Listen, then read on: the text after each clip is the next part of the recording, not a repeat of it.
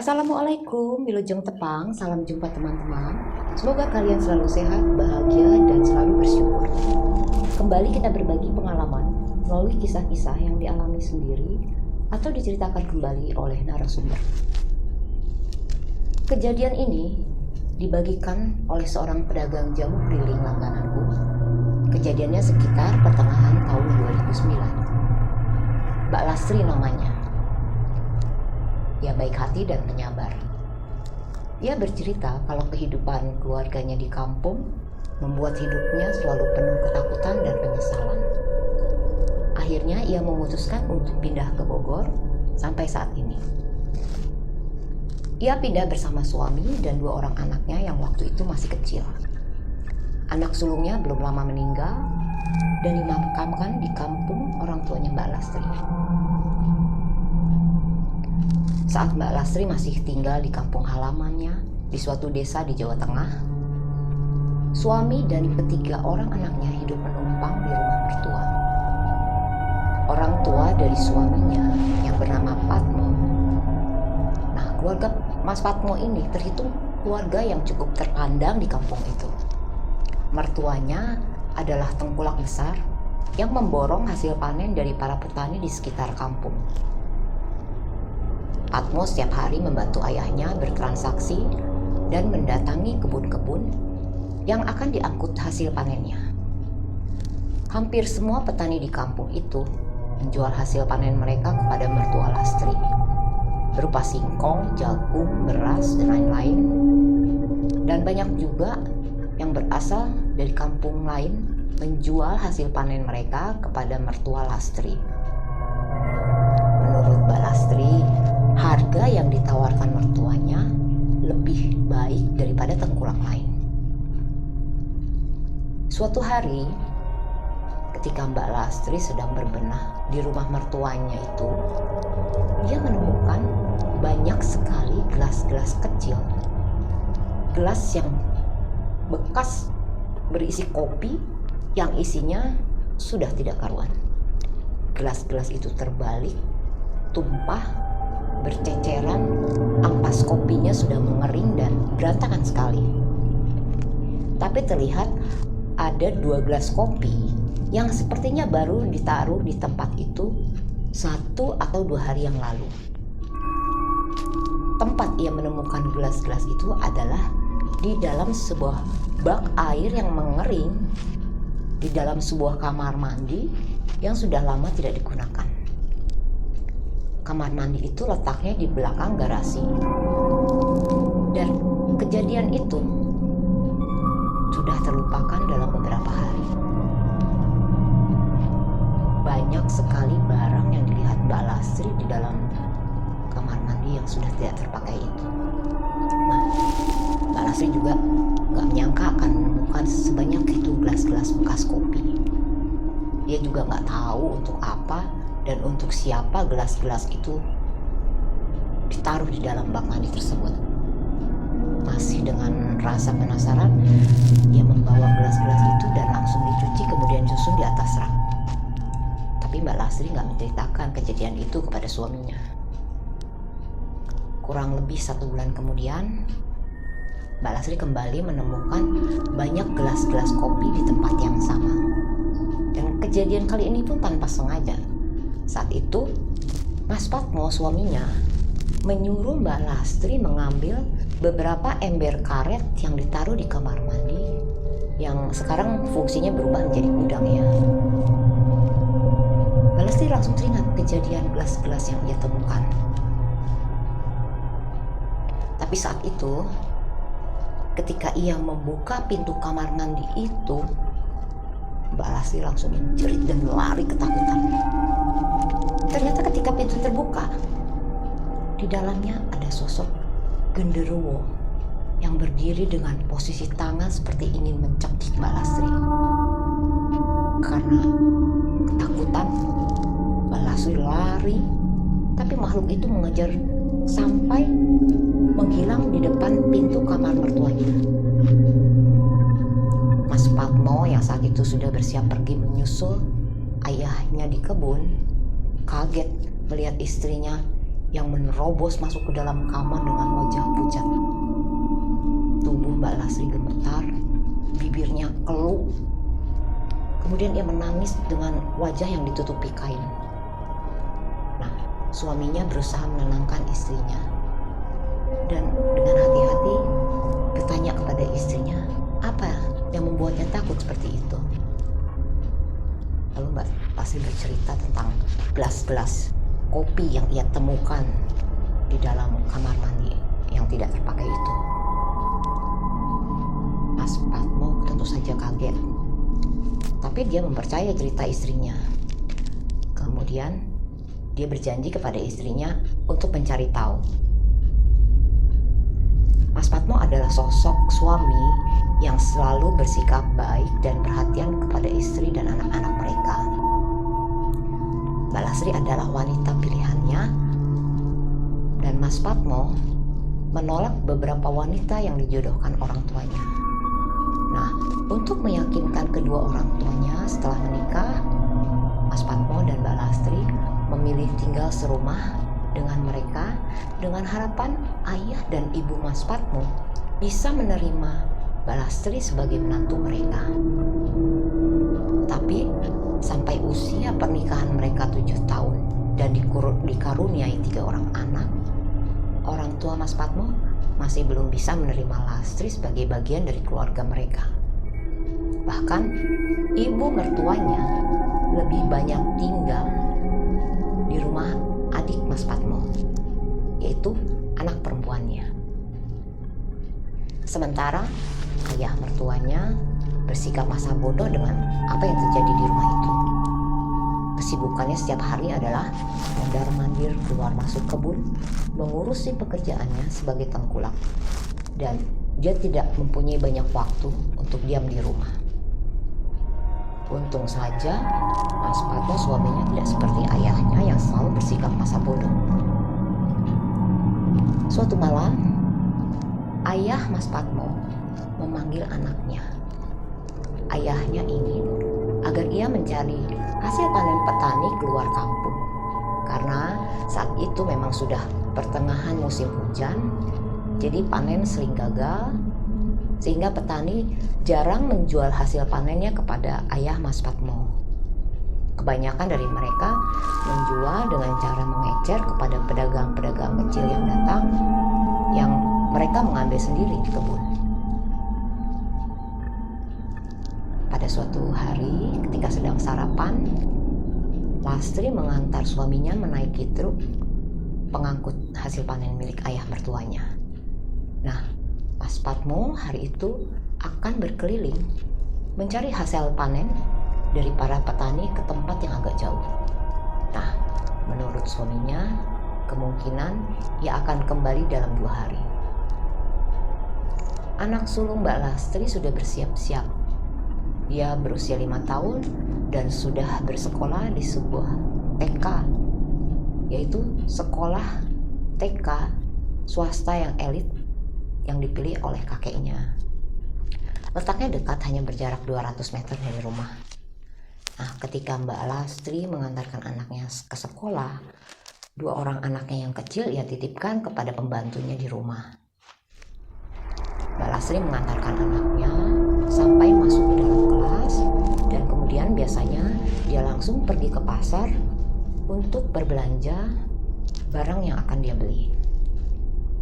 Nah, hari itu ketika pulang dari pasar, Mbak Lastri mendapati kedua anaknya yang masih kecil sedang nangis di dalam kamar, sementara pembantunya nggak ada di sana.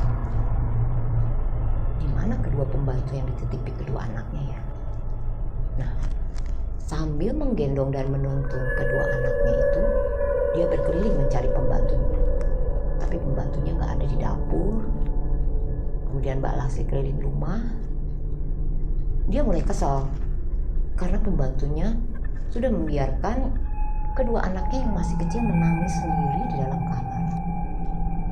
Kemudian ketika Mbak Lastri berjalan menuju garasi dan dia belum sempat sampai di sana, ia mendengar jeritan pembantunya itu meminta tolong. Suaranya terdengar dari belakang garasi. Artinya adalah dari kamar mandi yang tidak terpakai itu. Seketika itu juga Lastri menghentikan langkahnya. Dia bingung, tapi dia berusaha untuk berpikir tenang. Apa yang dilihatnya terakhir di dalam kamar mandi itu membuatnya sangat ketakutan. Dan saat itu, pembantunya sedang menjerit-jerit ketakutan meminta tolong. Dan arah suara itu berasal dari dalam kamar mandi yang tidak terpakai. Dengan memberanikan diri, Lastri menurunkan kedua anaknya agak jauh, kemudian dia berlari menuju kamar mandi itu. Tiba-tiba pintu kamar mandinya seperti dibanting dengan keras. Pembantunya sudah terkunci di sana. Lastri menggedor-gedor pintu, tetapi lama-kelamaan suara teriakan pembantunya melemah. Sampai akhirnya hening. Tidak terdengar suara apapun dari dalam kamar mandi. Cepat-cepat Lastri kembali berbalik. Dia mengambil kedua anaknya lalu segera mencari pertolongan. Beberapa warga kemudian datang mendobrak pintu kamar mandi. Tetapi di sana pembantunya sudah terbujur kaku dengan mata melotot. Ada beberapa luka bekas goresan pada wajah. Terlihat juga ada lebam biru mengelilingi lehernya. Lastri menjerit kaget. Ia tidak berani melihat jenazah pembantunya. Baru beberapa menit yang lalu, pembantunya itu menjerit-jerit, berteriak-teriak minta tolong. Sekarang ditemukan sudah meninggal dalam keadaan mengenaskan. Sebentar saja kejadian itu sudah menjadi berita heboh di kampung. Ayah mertua Lastri datang terburu-buru. Tapi ia hanya diam ketika dua orang polisi mulai menanyainya. Selang 2 jam kemudian, Mas Patmo, suaminya, sudah kembali dan membatalkan rencananya untuk mencari hasil panen para petani di kampung sebelah.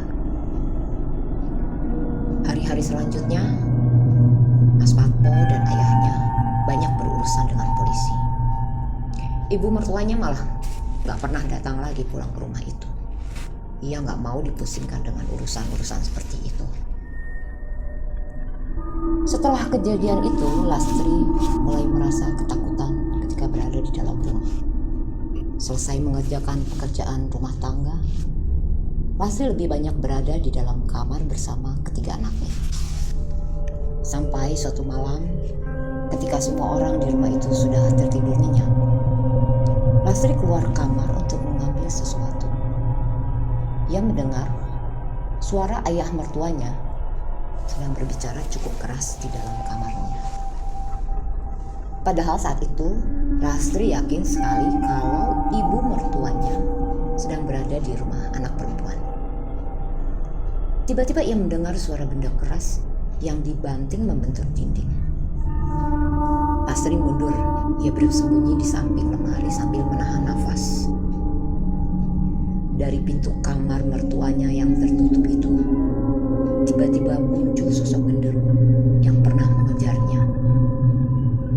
Sosok itu kemudian memperhatikan ruangan sekitarnya, lalu menghilang. Lastri buru-buru lari kembali ke dalam kamar. Suaminya dibangunkan. Ia menceritakan kejadian yang baru dialaminya. Dan keesokan harinya ketika ia bangun, ternyata ayah mertuanya sudah tidak ada di rumah.